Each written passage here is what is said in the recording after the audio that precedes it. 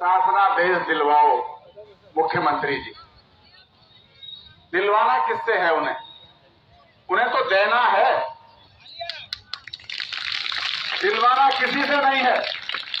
उन्हें आदेश देना है। और वो आपको आदेश क्यों देंगे? आपको आदेश क्यों देंगे? आदेश जब मिलेगा आपको, जब आप यहाँ मंदिर का नक्शा लगाओगे, हिंदुत्व का झंडा फहराओगे और उनके चरणों में जाके प्रणाम करोगे कि महाराज हम तो तुम्हारे हैं, जैसे चाहे ऐसे कर लीजिए। हम लोग बुद्ध के समर्थक हैं, तो क्या पाप है ये? राम हमारे आराध्य हैं, इसमें कोई दो राय नहीं, लेकिन हम आपके वोटर हैं या नहीं हैं, ये पक्षपात आप कर रहे हैं। अगर आपको लगता है कि हम आपके वोटर नहीं हैं, तो आप हमारे साथ अन्याय कर रहे हैं। आपको ये बताया गया होगा कि जो लोग हैं स्मारक में रहते हैं, ये कमजोर हैं बहुत, इनको दो या मत दो, कोई फर्क नहीं पड़ता। लेकिन योगी जी शायद ये भूल गए हैं आप कि चींटी भी हाथी को मार देती है। हम कमजोर हो सकते हैं क्योंकि हमारे पास उतना धन दौलत नहीं है, उतना पैसा हमारे पास नहीं है, उतनी व्यवस्थाएं हमारे पास नहीं है, लेकिन हमारे पास वो आत्मबल है जो हम अच्छे अच्छे को हिला देंगे। जहां माताएं बहनें आंदोलन में आ जाती हों, जहां नौजवान आंदोलन में हो, वहां आंदोलन का रूप कुछ और होना चाहिए। आप अगर 6 महीने भी बैठे रहे तो शायद ये कुछ ना करें, लेकिन अगर आपने ये ठान लिया कि स्मारक जब खुलेंगे, जब हमारी सारी मांगें पूरी हो जाएंगी, तो 2 दिन में आपकी मांग पूरी हो जाएगी। जब टिकट बढ़ाना हो स्मारक पर तो अधिकारी बढ़ा लेता है। जब आपकी पेंशन की बात आती है, जब आपके मृतक आश्रितों को नौकरी की बात आती है, जब आपके ग्रेड बढ़ाने की बात आती है, तो अधिकारी कहता है कि शासन आदेश आएगा तब हम करेंगे। तब शासन आदेश कहां चला जाता है? जब आप स्मारकों के टिकट बढ़ाते हो। स्मारकों से सरकार कमाई कर रही है, उसके बावजूद भी कर्मचारियों को पैसा देने में आपकी मामर्ती है। अब आप प्रण कर लीजिए। मेरी राय है, मैं अपनी राय बता रहा हूं, आपको अच्छा लगे तो मान लीजिए। बिना रोए तो मां भी दूध नहीं पिलाती है, वो भी काम करती रहती है पूरे दिन। अगर बच्चा सोता रहे तो समझती है थोड़ा ये काम में निपटाऊं, वो काम में निपटा लूं, लेकिन जब बच्चा रोता है तो सारे काम छोड़कर पहले उसे दूध पिलाती है। सारे काम छोड़कर। या तो आप ये तय कर लें कि 24 घंटे स्मारक में रहेंगे, घर नहीं जाएंगे जब तक हमारी मांगें पूरी नहीं हो जाएंगी। या ये तय कर लें कि स्मारक के द्वार जब खुलेंगे जब हमारी मांगें पूरी हो जाएंगी। प्रण कर लीजिए। ये सरकार राजी खुशी सुनने वाली नहीं है। ये अधिनायकवादी लोग हैं, ये हिटलरशाही कर रहे हैं, इन्हें जो अच्छा लगता है वो कर रहे हैं। संविधान को सबसे ज्यादा अगर किसी ने नुकसान पहुंचाया है तो ये भारतीय जनता पार्टी है, जिसने संविधान को तोड़ मोड़ के रख दिया है। अगर आप संविधान की बात होती तो धरना आप ना करते होते। संविधान को सबसे ज्यादा खत्म करने का काम, लोकतंत्र को खत्म करने का काम अगर कोई पार्टी कर रही है तो केवल भारतीय जनता पार्टी है।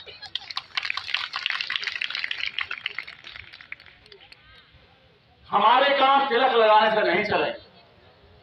तिलक लगाने से हमें कोई इतराज नहीं, लेकिन हमारे पेट भी पलने चाहिए, हमारे बच्चों को भी रोजगार मिलने चाहिए, हमारे जो रोजगार है वो तनख्वाह हमें पूरी मिलनी चाहिए। तब कहीं उस तिलक का कुछ साफ समझ में आता है। लेकिन एक तरफा लड़ाई में कभी देखा आपने राज्यसभा चुनाव किस तरह तोड़ कर ले जाते हैं विधायकों को, किस तरह संविधान को कुचलने का काम कर रहे हैं। बाबा साहब भीमराव अम्बेडकर ने कहा था कि ये संविधान ऐसा संविधान है जो कुर्सी पर बैठेगा, जो जैसा आचरण करेगा ये वैसा दिखेगा। आज वैसा ही दिख रहा है, आज एक तरफा है, आज सम्मान नहीं है संविधान का। हम सब समान होने चाहिए, लेकिन समानता की बात आज संविधान में कहीं दिखती नहीं, सरकार में कहीं दिखती नहीं। सरकार को जो अच्छा लगे सरकार वो कर रही है। तो क्या आपको नहीं लगता कि अब हक गाने बजाने से या किसी को गार्डन में बैठने से नहीं मिलेगा? अब हक मिलेगा सड़क पर जाने से, अब हक मिलेगा इन इमारतों को बंद करने से। आप आदेश करना, गौतम राणे जी के संपर्क में हूं मैं।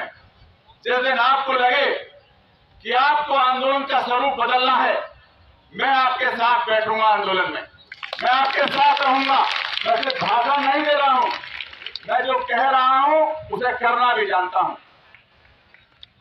मनवीर तेवतिया नाम है मेरा।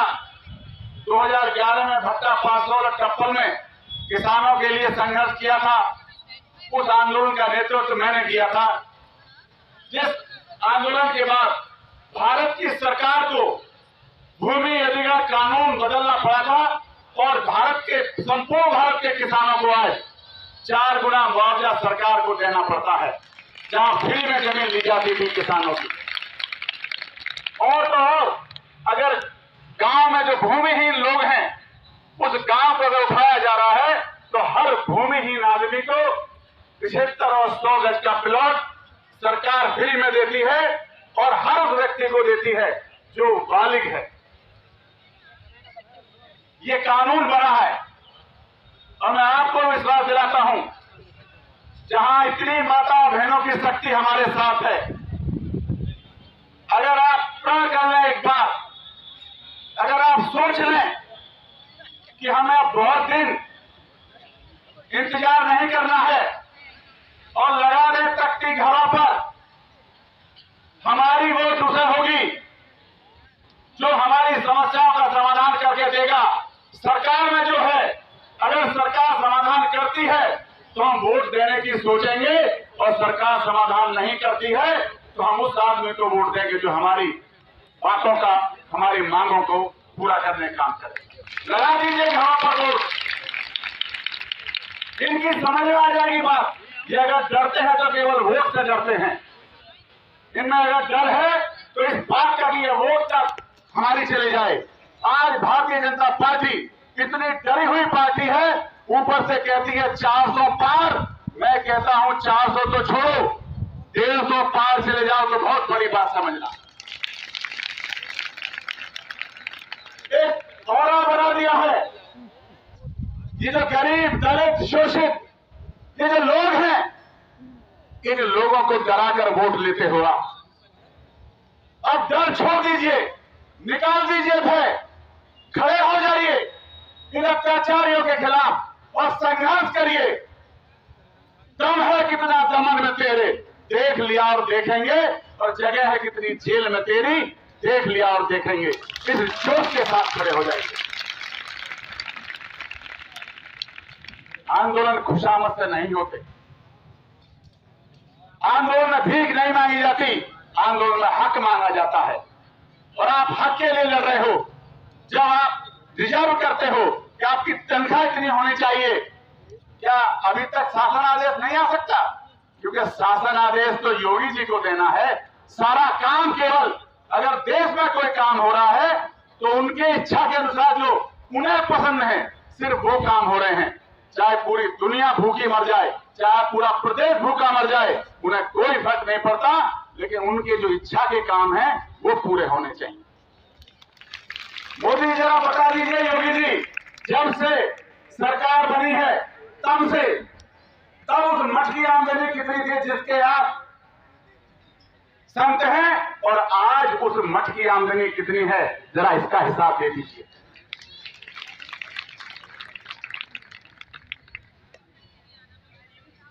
कुछ लोग मेरी बात से नाराज हो गए, ये तो पार्टी की बात कर रहा है। हाँ, मैं कर रहा हूं पार्टी की बात। जब दिल दुखता है तो चीख निकलती है। ये दर्द है हमारा, क्या दर्द बयान ना करें? मुख्यमंत्री आज पूरे प्रदेश के मुख्यमंत्री हैं, लेकिन इस विशेष वर्ग के लिए काम कर रहे हैं। केवल दलितों का, शोषितों का, किसानों का जितना अपमान ये सरकार करती है, उतना आज तक किसी सरकार ने नहीं किया। किसान पड़े हैं, उन्हें दिल्ली नहीं आने दे रहे। क्या ये देश किसानों का नहीं है? आप बताइए, आप किसान नहीं थे क्या पहले? सब लोग गांव से आए हैं। जब गांव में रोजगार खत्म हो गए, जब किसान के पास पैसा नहीं बचा आपको देने के लिए, तब आपने शहरों का रुख किया। वरना हम गांव में बहुत सुखी थे, गांव में बहुत सम्मान था हमारा। अब किसान के पास कुछ नहीं बचा तो आपको क्या दे, इसलिए आप शहर की तरफ आए। और यहाँ आए तो यहाँ भी आपका वही शोषण ये सामंतवादी लोग कर रहे हैं, जिन लोगों को आदत है शोषण करने की। लेकिन आप खड़े हो जाइए, इंकलाब जिंदाबाद कर दीजिए और इन लोगों को बता दीजिए कि हमारी रगों में भी हिंदुस्तानी खून दौड़ता है। हम भी उन पुरखों की औलाद हैं जिन्होंने रामायण जैसी ग्रंथ को लिखा। हम उन लोगों की औलाद हैं जिन्होंने पूरे विश्व में बुद्ध धर्म को प्रचारित किया। हम कोई कायर और कमजोर लोग नहीं हैं।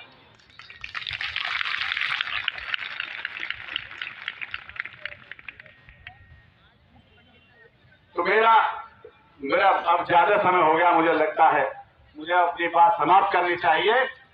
इन 4 लाइनों के साथ अपनी बात समाप्त करूंगा।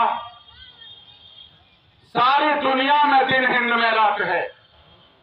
सुभाष चंद्र बोस ने आजादी की लड़ाई के समय जब उनकी सेना रंगून आ गई थी और उनके पास कुछ नहीं बचा था, न सेना पर हथियार थे, न खाने के लिए भोजन था, तो उन्होंने एक पंचायत की ऐसी ही और उन्होंने कहा कि भाई अब सेना कैसे लड़े, देश कैसे आजाद होगा? जैसे आप लड़ रहे हो, कैसे तनख्वाह मिले, कैसे नौकरी मिले, कैसे हमारा वेतन उस ग्रेड में आए जिसमें होना चाहिए। तो वहां सुभाष चंद्र बोस ने कहा था, सारी दुनिया में दिन, हिंद में रात है। हिंद वालों बता दो ये क्या बात है? बातों बातों से हरगिज बनेगी ना बात, देश पर मिटना है बात की बात। तो आज आपको अपने वेतन के लिए, अपने परिवार के खुशहाली के लिए, अपने बच्चों के रोजगार के लिए लड़ना है। और लड़ना भी ऐसा है कि जहां उन्हें लगे कि अगर अब की बार इनकी बात नहीं मानी तो बात ज्यादा खराब हो जाएगी, हो सकता है सरकार भी ना बन पाए, तो खड़े हो जाइए और लड़िए। अभी वो ताकत नहीं है जो आवाज मुख्यमंत्री तक पहुंचे। योगी जी बहुत घंटा बजाते हैं, उनके कानों में घंटे ज्यादा बजते हैं। आपका भी घंटा बजना चाहिए, आपकी भी आवाज पहुंचनी चाहिए। अभी भी करना, एक बार और ताकत से बोलिए,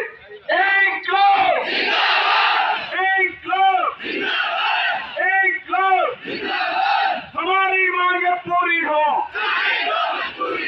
हमारी मांगे पूरी हो। जय हिंद। आप सब देखते रहे जनता खबर में महान सिंह काशवाद मिश्रा के इको गार्डन लखनऊ।